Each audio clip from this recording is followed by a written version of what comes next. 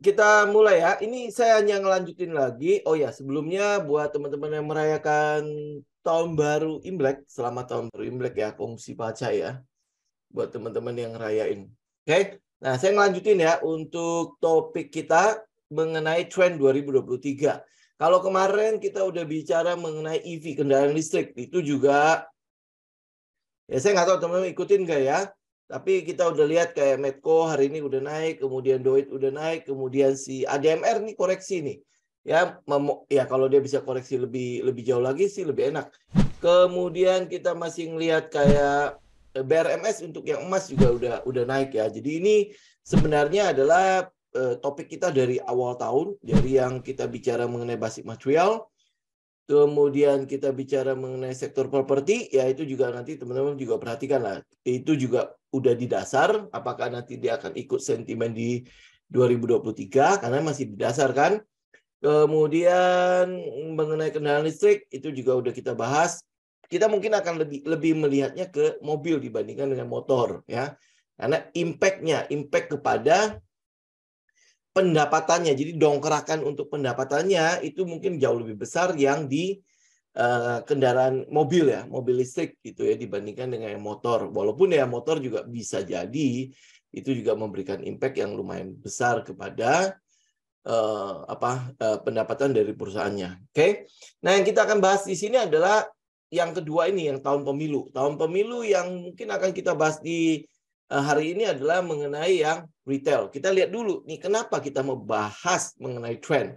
Kenapa? Karena masih ada yang bertanya-tanya, lu trader, kenapa lu membahas beginian? Kenapa nggak langsung bahas kepada technical? Ya, kenapa nggak bahas begini, bahas begitu ya? Teman-teman yang di kelas ya pasti udah tahu lah. Kenapa? Karena kita butuh mencari adanya sentimen di situ. Butuh mencari adanya sebuah pergerakan yang mampu membuat terjadinya demand.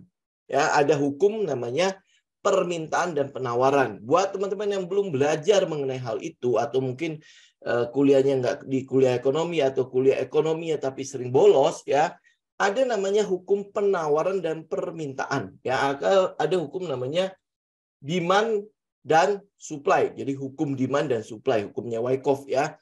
Sebenarnya ini adalah hukum yang berlaku umum, hukum ekonomi yang berlaku umum, yang semua orang harusnya tahu. Nah, yang kita cari dalam trend itu adalah apa yang bisa menaikkan demand-nya, apa yang bisa menaikkan permintaan dari sebuah barang tersebut sehingga bisa mendatangkan revenue yang revenue itu adalah penjualan, pendapatan, dan akhirnya larinya ke profit yang meningkat pada sebuah perusahaan. Ya ini yang kita cari. Jadi kalau lu lihat ada sebuah pergerakan harga, tetapi tidak ada trend di situ ya, lu tahu lah bahwa pergerakan harga itu ya memang nggak ada sebab apa-apa, nggak ada dasarnya dia naik ya, lu akan melihat bahwa trendnya tidak akan berjalan terlalu lama. Jadi ya paling dia akan mungkin pudar pada saat dalam tanda petik ya yang menggerakkan harganya udah cukup dengan pergerakan harga tersebut gitu ya. Nah, sedangkan kalau kita karena kita itu adalah tekno-fundamentalis ya, menggabungkan antara fundamental juga kepada teknikal. Jadi yang kita perlu lihat itu adalah apa yang akan memberikan dasar pada pergerakan harga dan apa yang akan memberikan daya tarik perusahaan tersebut sehingga market maker mau mengumpulkan barang tersebut. Prinsip kita itu, ya. Jadi ya buat nggak ngerti ya mungkin ya nggak tahu lagi ya. Tapi saya cuma mengulangi apa yang sudah ada di kelas. Ya, jadi hukum permintaan dan penawaran yang kita cari sekarang itu adalah tren yang berpeluang menaikkan demand. Ya, kenapa? Karena kalau supply lebih besar daripada demand, berarti harga turun kan? Ya, kalau supply-nya lebih sedikit, demand-nya itu lebih besar. Contoh misalnya kayak kemarin tembaga. Tembaga demand-nya mah udah ada. Memang udah ada. Dia mungkin buat ke kabel, buat di konstruksi, buat di elektronik. Itu demand udah ada. Nah, kendaraan listrik itu bisa menaikkan kembali nggak demand-nya? Sama kayak kemarin waktu batu bara. Batu bara ya sebenarnya demand-nya begitu-begitu saja kan. ya. Tetapi karena adanya peristiwa Ukraina dan Rusia, sehingga membuat si Eropa ini kehilangan kebutuhan energinya yang tadinya disuplai oleh gas, ya, gas Rusia, dan ini tiba-tiba di stop. Di stop, ya otomatis dia mesti mencari alternatif. Nah, alternatifnya kemana? Ya, dia mungkin mengaktifkan yang namanya batu bara kemarin, ya kan? Nah, sehingga demand dari batu bara sebenarnya udah ada, ya kan? Nah, cuman ketambahan demand yang baru, yaitu harus kita mensuplai ke Eropa. Yang tadinya suplai ke Eropa mah udah sedikit sekali kan. Ini naik kembali. China udah mulai open kembali ekonominya setelah COVID.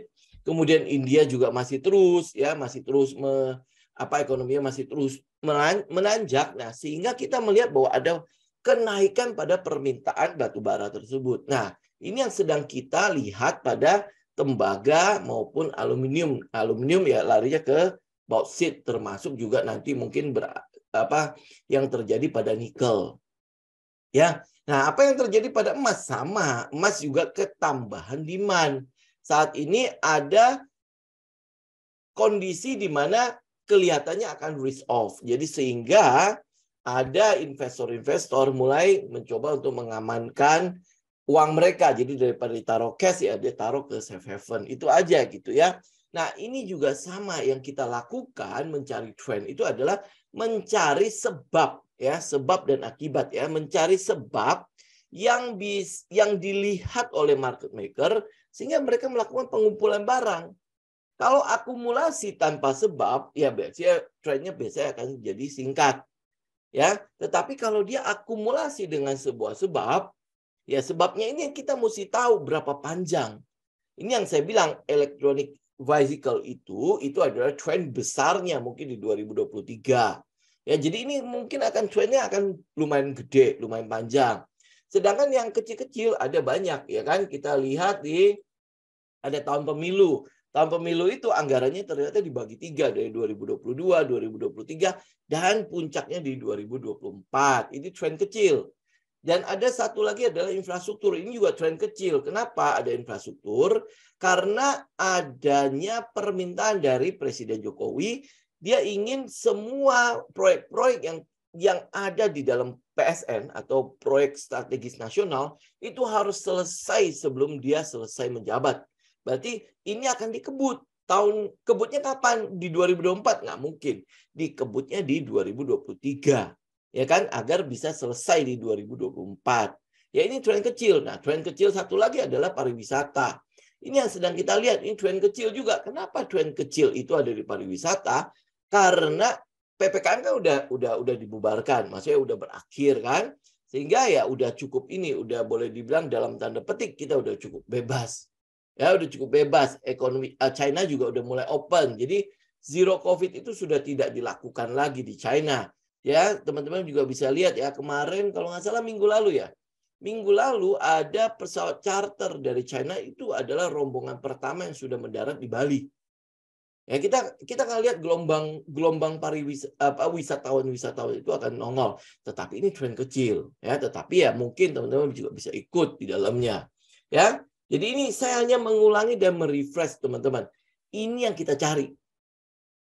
Apa alasan yang bisa mengakibatkan terjadinya peningkatan pada demand? Oke? Nah, ini ya. Jadi teman-teman udah tahu lah ya, kalau barang sedikit, kalau permintaan terus menguat, berarti harga akan cenderung naik. Jadi yang akan kita bahas sekarang adalah trennya tahun pemilu. Tahun pemilu di 2022 sampai 2024 itu adalah tahun pemilu. Kalau mungkin orang-orang sering mengatakan bahwa tahun pemilu itu cuma di 2024. Ternyata tidak. Anggaran yang digunakan itu anggaran 3 tahun.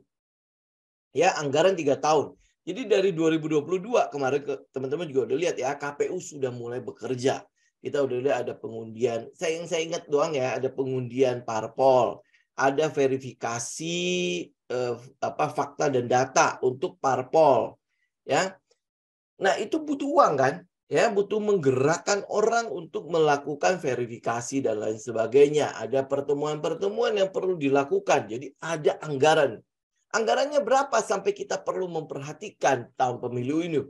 Anggarannya ternyata adalah 76,6 triliun. Itu cukup besar.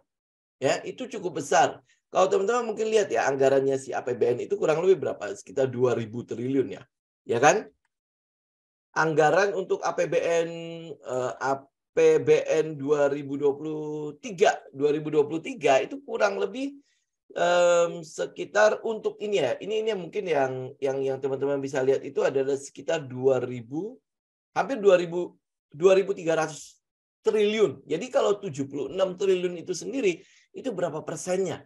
Dan itu akan istilahnya apa ya? Likuiditasnya itu akan dibanjiri oleh si KPU ini, ya, KPU dan Bawaslu. Nah, anggaran 76 triliun itu paling besarnya di mana? Paling besarnya adalah pada tahun pertama, yaitu 2022 dan 2023 itu sekitar 82,71%-an kurang lebih. Ya, teman-teman bisa lihat ya, anggarannya adalah 63 triliun. 63 triliun itu akan digelontorkan di 2022 dan 2023. Nah, itu gede ya. Itu besar, artinya itu udah 82% dari anggaran itu yang digelontorkan. Jadi dengan kata lain ya, Indonesia akan ketambahan likuiditas itu sekitar 76,6 triliun. Ya, ini akan dibelanjakan nih ceritanya. Nah, orang ya belanja kemana ya? Belanja ya pasti ke retail dan lain sebagainya lah. Teman-teman bisa lihat ya, ada perencanaan program dan anggaran dan penyusunan peraturan. Ini ada 2,8 triliun lebih. Berarti di sini ada rapat. Di rapat itu apa? Ada makan, ada minum ya. Mungkin nanti ada penggunaan tempat. Ya, tempat apakah dia akan ngambil hotel kah? Nanti kalau misalnya dari KPU daerah mesti dikirim ke KPU pusat, berarti kan akan keluar yang namanya anggaran untuk biaya penginapan dan sebagainya. Itu kan pasti nginepnya di hotel ya, kecuali ya yang lain lah ya. Tapi itu ada 2,8 triliun sendiri untuk penyusunan perencanaan program, anggaran dan sebagainya ya. Di sini administrasi segala macam lah. Kemudian ada pemuktahiran data pemilu. Data pemilih itu 6,2 triliun. 6,2 triliun berarti itu dia akan menggaji berapa banyak orang-orang untuk mendata, mungkin sampai ke kelurahan, sampai ke desa, sampai ke kampung-kampung. Nah, itu apa? Berarti ada gaji yang disebar juga ke mereka semua, ya. Itu 6,2 triliun itu bukan uang sedikit. Betul? Ya. Jadi ini berarti akan ada likuiditas juga lari sampai ke kampung-kampung, karena pasti akan ada itu namanya apa ya? KPPSK, KPP apa gitulah ya. Itu ada yang direkrut untuk melakukan pemuktahiran data. Itu 6,2 triliun. Kemudian ada pendaftaran verifikasi. Ini nggak gede lah, sekitar 800, hampir 760 miliar. Jadi ya berarti nanti akan ada verifikasi data ya, sampai dia ngeliat kantor-kantor si parpol itu semua ada apa enggak. Penetapan pemilu dan sebagainya ya, ada pencalonan presiden, wapres. Nah, kemudian ada masa kampanye. Masa kampanye sendiri itu 1,6 triliun. Ini KPU loh. Ya, ini cuma anggaran KPU tok. Ini belum kita bicara mengenai anggaran yang dikeluarkan oleh parpol. Ada berapa parpol ya? 20-an atau berapa ya? Nah, setiap parpol itu keluar uang berapa? Yang dari KPU saja yang kita tahu adalah 76,6 triliun. Tadi saya mencoba untuk mencari sampai ke data-data parpol ya. Ternyata enggak setransparan itu ya. Mungkin ya teman-teman bisa lihat laporan keuangan yang pernah diserahkan kepada KPU ya. Mungkin teman-teman bisa korek di situ ya.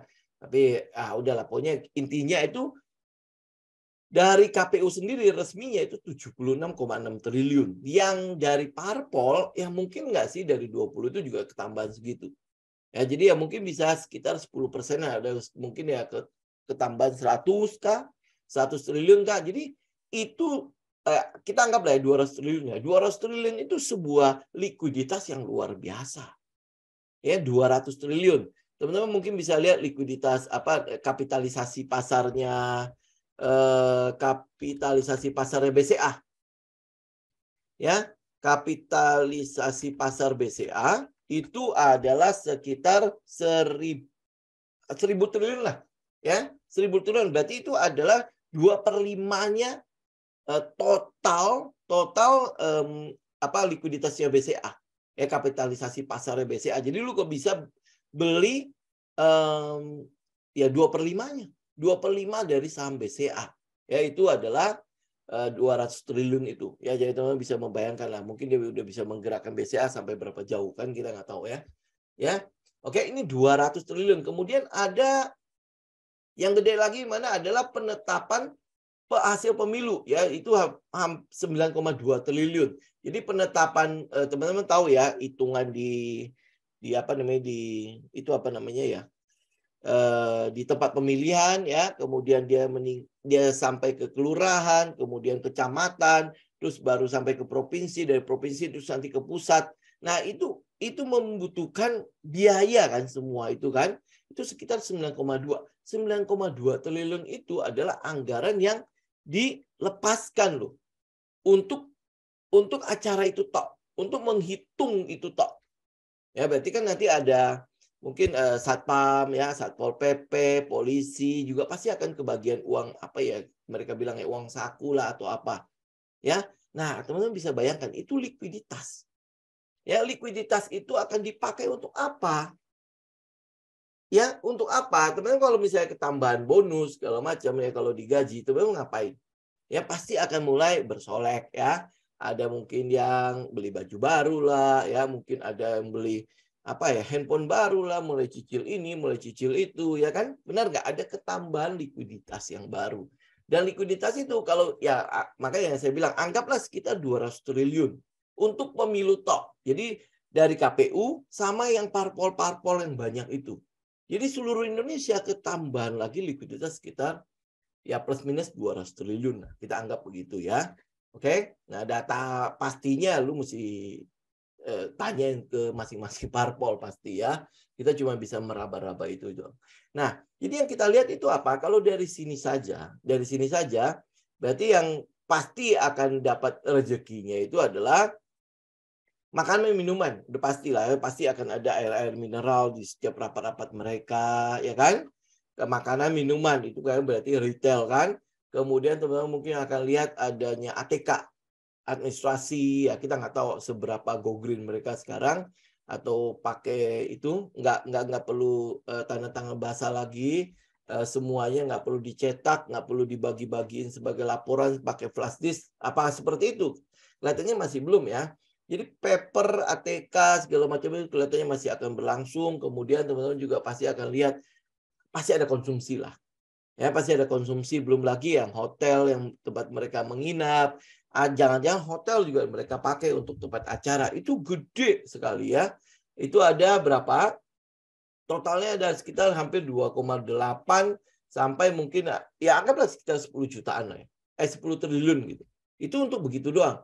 10 triliun kita bilang dari pemilu tok ya. Belum nanti kalau teman-teman lihat sampai ke rapat dibilangnya rapat konsolidasi partai ya, bla bla bla segala macam kan pasti pakai hotel kan. Ya, acara-acara mereka, kemudian ngumpulin lagi ya anggota-anggota mereka untuk nginap ya. Nah, itu teman-teman hitung aja lah ya. Kayak kita ngelihat ada likuiditas di situ. Ada demand yang sangat mungkin terjadi sehingga bisa mendatangkan revenue kepada sektor-sektor tadi ya, retail, hotel, ya, kemudian makanan, minuman, maming, dan sebagainya. Tapi yang mungkin akan kita lihat hari ini lebih ke arah retailnya. Lebih ke arah retailnya ya. Teman-teman mungkin lihat di sini ya. Ini berita-berita yang saya kumpulkan lah ya. Teman-teman lihat ini HIPindo, jadi Himpunan Pengusaha Retail Indonesia ya. Ini memproyeksi penjualan retail itu 30-40% naik. Ini pemilu ya, pemilu 2024. Kemudian bisnis retail ditargetkan tumbuh ya 12% di tahun politik. Kemudian pemilu 2024 diyakini memberikan dampak lebih besar pada ekonomi. Kenapa? Karena ada pemilihan yang serentak. Serentak itu berarti di situ ada legislatif, ya berarti DPR, MPR, DPRD mungkin semua akan dipilih. Kemudian pilpres, ya berarti presiden, wakil presiden itu akan dipilih. Pilkada, berarti sampai gubernur-gubernur itu semua dipilih pada tahun yang sama. Jadi teman-teman bisa membayangkan berapa besar ya kegiatan ini. Dan Sekali lagi, kalau teman-teman telusuri uangnya ada di mana, uangnya gedenya di mana, uangnya besarnya di 2023. Menggelontorkan uang besarnya di 2023. Ya, pada saat 2024 ya itu berarti mungkin udah lebih ke arah parpol, ya, lebih ke arah parpol. Tapi kita lihat dari 2022, 2023 dan 2024 itu ada uang yang mengalir kepada masyarakat. Ya, ini uang tambahan di luar uang bansos segala macam itu loh. Ya, jadi ada ketambahan uang di sana. Oke, nah sehingga ini hanya sedikit aja yang mungkin bisa saya saya pecah-pecahkan ya. Teman-teman lihat anggaran pemilu lari kemana? Ada administrasi, berarti itu ATK lah ya. Di situ teman-teman bisa cek semua di situ ya, mungkin printer ya, kalau mereka masih pakai, cek lagi lebih jauh ya. Situ ada printer, ada mungkin penggunaan teknologi, bla bla bla bla segala macam, itu mungkin akan mengalir ke sini, akan jauh lebih banyak juga. Kemudian retail itu bisa berhubungan dengan makanan, minuman, konsumsi, termasuk nanti masuk sampai ke ya rombongan-rombongan yang dikumpulkan di mana, di kota mana, kota-kota besar itu pasti ya. Mungkin kita lihat Indomaret, Alfamart itu mungkin akan cukup banyak diserbu. Bahkan ya makanan, minuman sih yang terutama ya, minuman mineral itu pasti akan jauh lebih banyak yang dikonsumsi. Nah, teman-teman cek berapa gede kenaikannya. Tapi saya nggak akan bicara di situ. Ya, biar teman-teman lakukan sendiri tugasnya. Kemudian tempat rapat atau acara itu ada hotelnya, ada aulanya, segala macam. Nah, ini juga sama nih, tekstil, kaos ya, itu udah pasti di semua tahun pemilu ini kaos promosi itu selalu meningkat. Ya, teman-teman bisa lihat ada tukang-tukang sablon itu sekarang udah siap-siap. Ya, siap-siap terima order-order gede. Kemudian iklan, promosi. Jadi ini pasti akan hubungan sama media. Kemudian ya seterusnya lah ya. Yang lain ya, teman-teman bisa cek sendiri. Kemudian ini mungkin ada satu lagi sentimen yang juga bisa mendukung si retail ini. Ya, si retail ini teman-teman bisa lihat lah, dine in kan sekarang udah lagi tinggi-tingginya tuh. Dine in lagi tinggi-tingginya, kemudian dari online udah mulai bergeser kepada offline, ya kan? Jadi udah dine in, kemudian masyarakat udah mulai keluar, masker udah jarang sekali dipakai yang saya lihat di lapangan juga ya. Kemudian PPKM itu udah berakhir 31 Desember 2022. Jadi udah kelar. Pembatasan-pembatasannya itu udah selesai. Ya, walaupun memang ya kita nggak bilang bahwa COVID-nya udah kelar ya, tapi pembatasannya udah selesai. Ya, kalau pembatasan udah selesai ya euforia akan terjadi toh. Ya, nah apa yang kita lihat? Ya kita akan lihat ke retailnya. Retail itu sebenarnya saham-saham retail itu banyak banget. Ya, banyak sekali di Bursa Efek Indonesia, ada sekitar mungkin ada 20-an ya. Ada 20-an lebih, tapi itu banyak kan memang ada yang nggak liquid, kemudian ada yang ya cuma sambil lalu doang yang kita lihat ada pergerakannya. Saya ambil contoh misalnya kayak Boga kan nggak mungkin kita perhatikan ya. Ya walaupun dia saham retail gitu. Oke. Nah, jadi yang mungkin akan kita bahas di topik kali ini adalah yang retailnya, benar-benar retail. Jadi benar-benar mereka punya supermarket, kemudian mereka bersentuhan langsung dengan masyarakat dengan benar-benar retailnya ya. Jadi yang kita lihat adalah pertama adalah Ramayana, RALS ya. Ini udah kita bicarakan itu di Desember yang lalu ya, karena yang paling siap itu dia. Dan itu memang udah jalan ya. Kemudian ada MAPI. Ya, MAPI. Jadi kalau teman-teman lihat MAPI ini juga udah sering kita bahas. Kenapa MAPI itu berjalan duluan dibandingkan dengan retail-retail yang lain? Karena selama pandemi kelihatannya lifestyle dari masyarakat itu, terutama untuk mereka yang menengah ke atas itu tidak berubah. Ya, karena dia tidak berubah, jadi ya outlet-outletnya si MAPI itu masih sangat-sangat ya boleh dibilang ramai ya, masih bisa dibilang ramai, dan itu terbukti dari IPS-nya ya. IPS-nya terus meningkat walaupun yang lain itu masih ya segaris doang ya, bahkan cenderung menurun. Nah, yang ketiga yang kita lihat itu adalah Era Jaya ya. Kalau lihat dari teknikalnya memang dia udah bersiap di bawah. Kemudian ada S hardware. S hardware juga ada di bawah. Nanti kita lihat teknikalnya. Oke, kemudian LPPF, MPPA ini nggak akan saya bahas. Teman-teman silakan cek sendiri. Kemudian ada range. Ada range itu Supraboga. Ini yang sudah diambil alih oleh si beli-beli. Oleh si Jarum ya. Tetapi ini nggak terlalu liquid-liquid sekali. Nggak terlalu liquid. Oke, tetapi ya saya masukin aja situ biar teman-teman itu lihat. Kemudian ada AMRT. Kalau AMRT ini mungkin menjadi pilihan terakhir buat kita. Kenapa? Karena selama di 2022 kenaikannya udah lumayan tinggi. Ya, udah lumayan besar, udah lumayan tinggi. Jadi mungkin udah di set 3 kalau di price cycle-nya yang kita lihat ya. Jadi apa yang kita akan lihat di sini? Ramayana oke, kita akan cek. Kemudian MAPI, teman-teman kalau lihat dari fase akumulasinya, dia baru break dari sideways-nya ya, baru break dari periode akumulasinya. Jadi kita akan lihat dia mungkin ada di sekitar SOS. Ya, tetapi apakah MAPI akan berhubungan dengan pemilu? Kelihatannya agak-agak jauh. Ya, kelihatannya agak jauh. Tetapi ini MAPI pergerakannya mungkin masih akan memprice in untuk pendapatan mereka yang cukup bagus di 2022 kemarin. Dari batubara dia masuk. Ini kan induk ya. Dari batubara dia masuk, dari pendapatan retail kayak Starbucks, Subway juga masih lumayan. Ada penjualan Burger King ya, Burger King juga itu juga masuk di 2022. Jadi yang teman-teman mungkin ada price in untuk hal itu. Nah, kemudian ada Era itu di selama pandemi itu melakukan ekspansi yang cukup lumayan. Ya, apa yang terjadi pada Era mungkin teman-teman juga sering lihat di jalan nggak? Saya nggak tahu ya teman-teman ya. Ini adalah ekspansi pertamanya di bidang makanan ya, di namanya Paris Bucket ya. Ya, dia ini mungkin selevel dengan apa ya, Bread Talk ya. Bread Talk kan sekarang jadi Mako, kemudian mungkin dengan ya yang selevel itulah ya.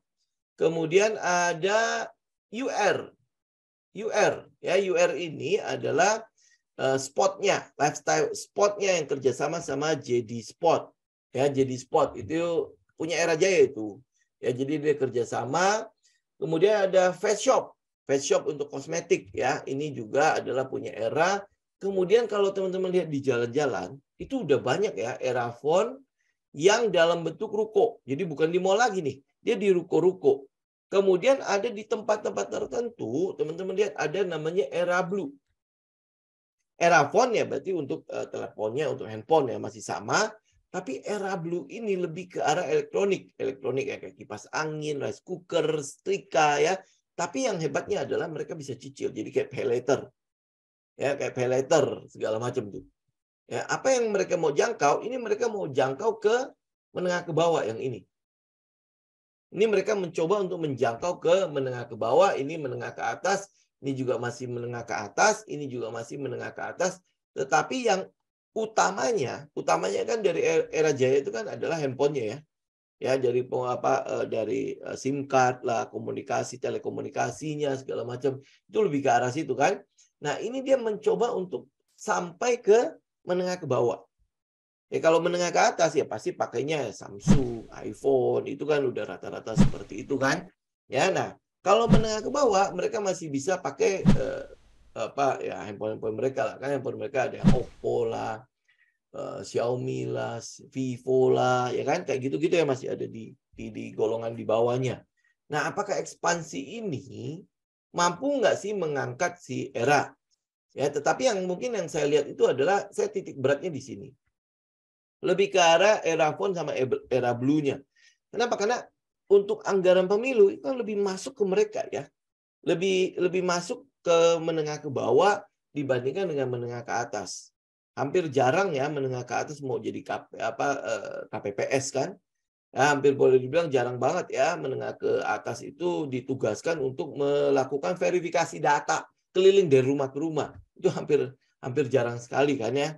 Ya itu lebih ke arah menengah ke bawah. Nah, apakah si Era Blue sama Erafone ini itu mampu untuk mengangkat si pendapatannya si Era dengan likuiditas yang hampir sekitar 200 triliun di tahun pemilu itu. Ya, itu yang teman-teman juga mesti perhatikan, oke? Nah, sekarang yang mungkin yang akan kita lihat itu adalah teknikalnya. Kita lihat teknikal langsung di ini ya, di chartnya aja ya. Ya dari beberapa itu nih. Ya kita lihat ya, misalnya kayak ERA. ERA ini saya ambil yang weekly aja ya. Biar kita bisa lihat. Kenapa kita pakai weekly? Karena untuk mengetahui terjadinya perubahan pada trend. Ya. Apakah ini akan ada perubahan pada trend? Ini kan trendnya itu sebenarnya udah mulai satunya kan di sini. Ya, kemudian dia sempat naik, kemudian turun. Oke. Turun, kemudian sempat naik lagi dan ini sekarang periode turunnya. Jadi untuk topnya, teman-teman bisa lihat ya, ini kan top, ini top. Jadi hampir boleh bilang kayak double top ya, equal lah, equal high-nya lah ya.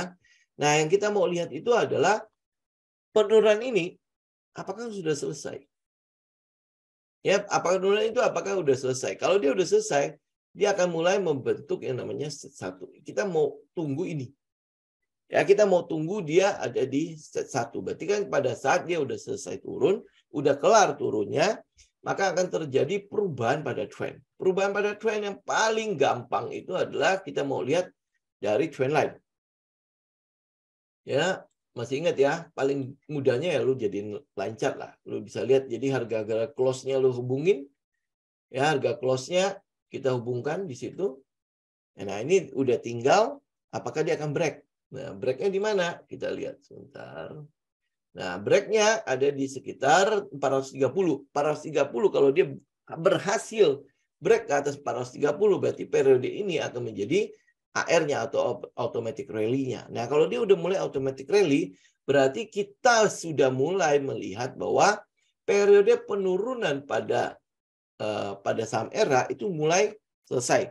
Jadi dia punya stage 4 itu udah mulai kelar, akan menuju kepada stage 1. Ya, akan mulai menuju kepada set 1. Nah, pada saatnya di set 1 yang kita mau tunggu apa? Ujungnya set 1. Ya, ujungnya set 1. Nah, jangan lupa 2023 tahun pemilu itu masih sampai 2024. Nah, dia price in-nya di mana? Berarti kan kalau dia akan mulai akumulasi, ini akan menjadi set 1 dari si ERA. Ya, jadi ini udah mulai kelar terjadi penurunan di situ. Nah, ambil ke weekly, ambil ke daily.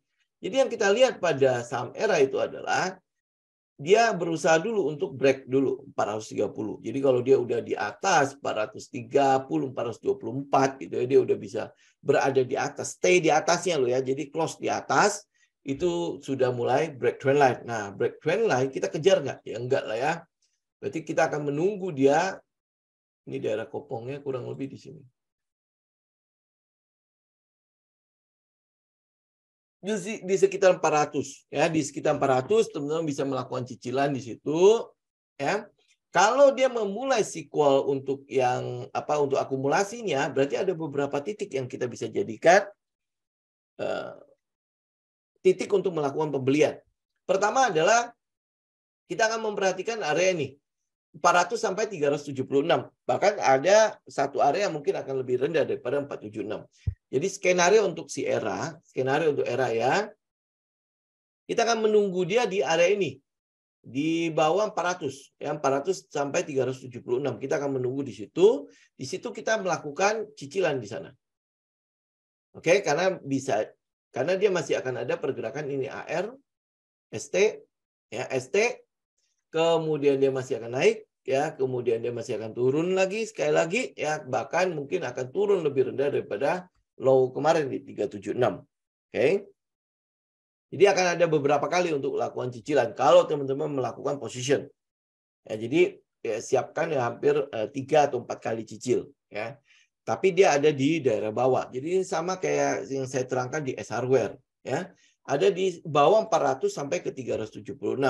Kalau seandainya indeks akhirnya jebol, itu mungkin akan menjadi area yang teman-teman bisa tungguin. Semurah mungkin lu koleksi ERA. Ya, semurah mungkin lu kolek ERA.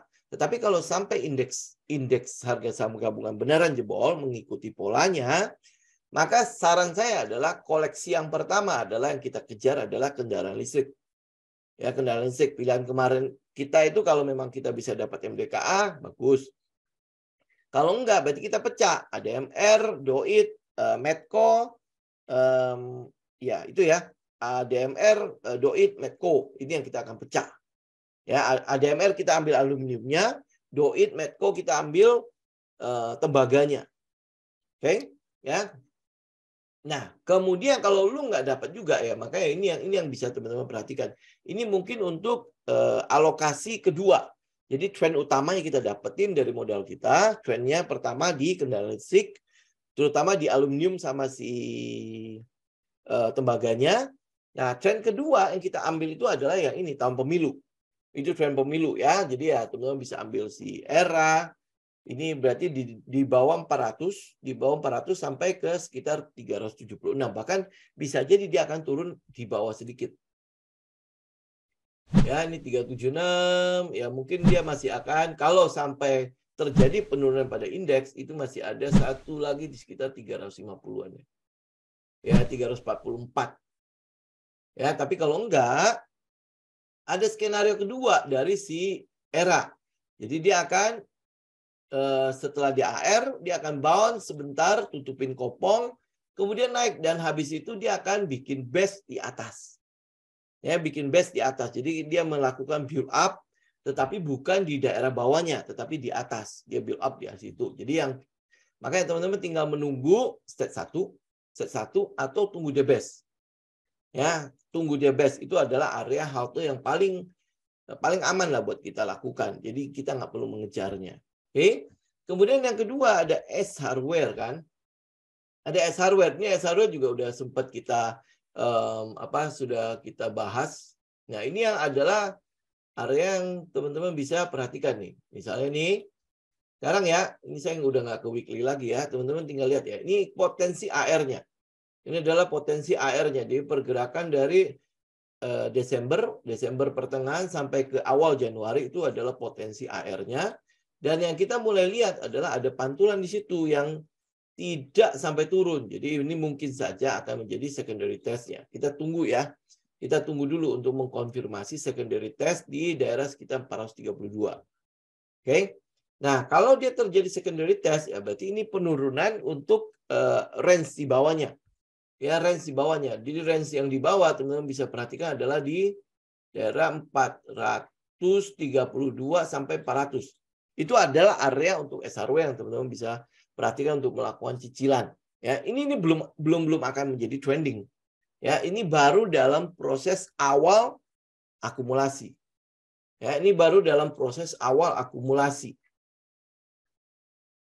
Jadi, nah ini skenario kedua juga bisa terjadi pada SRW. Jadi misalnya contoh ya, ini dia udah turun nih. Setelah naik, kemudian dia turun kan. Dia turun sudah kena 432. Nah, ini udah ada candle kan. Candle hijau gede ya. Kemudian hari ini masih turun lagi. Nah, teman-teman perhatikan ini skenario kedua ya. Dia bisa jadi nge-base di daerah atas. Ya, ini jadi daerah build up-nya dia. Nah, ini skenario yang kedua. Jadi kalau trennya itu benar-benar utuh banget dan itu kuat banget trennya, jadi ada peluang dia akan naik ke atas.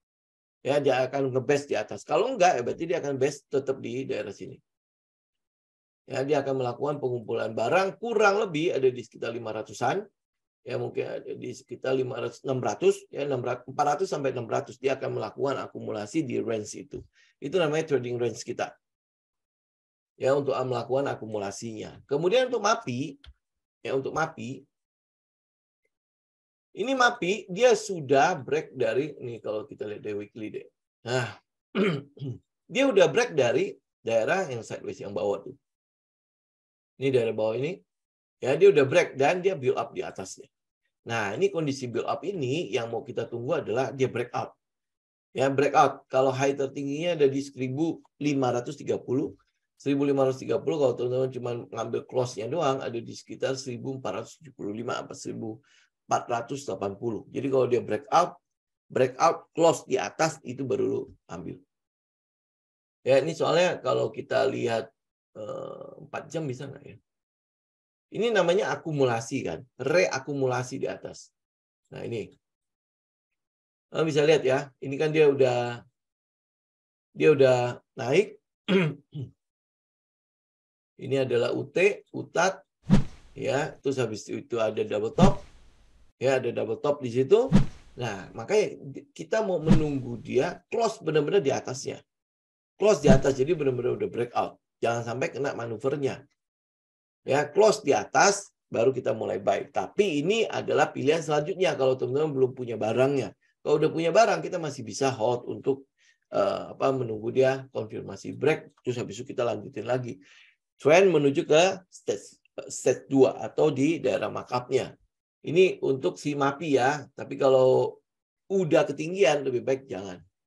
Kalau teman-teman melihat ini udah ketinggian. Nah, sedangkan AMRT itu udah sangat tinggi. Jadi kita udah mencurigai AMRT itu ada di stage 3. Jadi area di mana distribusi itu udah mulai terjadi. Ya, jadi mungkin nanti akan ada koreksi dulu sebelum akhirnya mulai kembali naik. Jadi mungkin akan ada koreksi ya menuju nanti dia menuju ke bawah ya untuk pelepasan kan ini udah tinggi banget dari 1000 loh. Ya kan dari 1.300 sampai ke 3.000 itu udah gede banget. Jadi pasti udah akan ada taking profit di sana. Jadi ini kelihatannya akan ada koreksi dulu. Nah, kemudian best baru nanti kita lihat AMRT. Ya, walaupun ini sebenarnya peluangnya paling gede dia. AMRT sama Indomaret. Kalau Indomaret kan nggak liquid ya. Indomaret kan punya Dinet. Ya, tapi dia nggak terlalu liquid. Sedangkan AMRT lumayan lah. Lumayan liquid tapi ya nggak gede-gede banget lot size-nya. Oke, itu mungkin yang bisa kita perhatikan untuk retail ya. Jadi pilihan utamanya adalah si Ramayana. Tapi ini udah dari Desember kemarin ya melakukan pergerakannya. Teman-teman bisa lihat. Ini adalah Ramayana. Jadi waktu kita bahas Ramayana itu ya daerah dari sini kan ya, daerah tanggal 16 mana? Ya 16 nih, daerah masih di sekitar 560-an. Itu Ramayana masih daerah situ tuh. Ya sekarang dia udah di atas. Nah, ini posisinya kalau teman-teman lihat Ramayana dengan chart weekly ya, teman-teman bisa lihat di situ ada descending triangle ya, descending triangle. Jadi tunggu dia break aja baru ikut. Ya, pastikan dia break, apalagi kalau dia bisa ada retest lebih baik lagi. Jadi bikin buat teman-teman di IG ya, bikin aja descending triangle-nya kelihatan kok. Harusnya pasti kelihatan. Ya, kelihatan ya langsung kelihatan kan. Sebenarnya kelihatan, harusnya kelihatan. Ya dibikin aja descending triangle, kemudian dia break trend atas, ya kalau dia bisa retest akan lebih baik. Lalu ambil pada saat dia ada SOS bar atau mungkin ya bullish engulfing di candlestick-nya ya baru kita masuk kembali. Ya, saya pikir itu dulu ya teman-teman untuk hari ini ya. Kita ketemu lagi besok sore, oke? Besok sore jam 6 juga. Oke, cuma buat kelarin doang biar kelar aja topiknya. Ya, thank you semuanya. Saya izin pamit ya, jangan lupa dianalisa kembali. Thank you semua. God bless.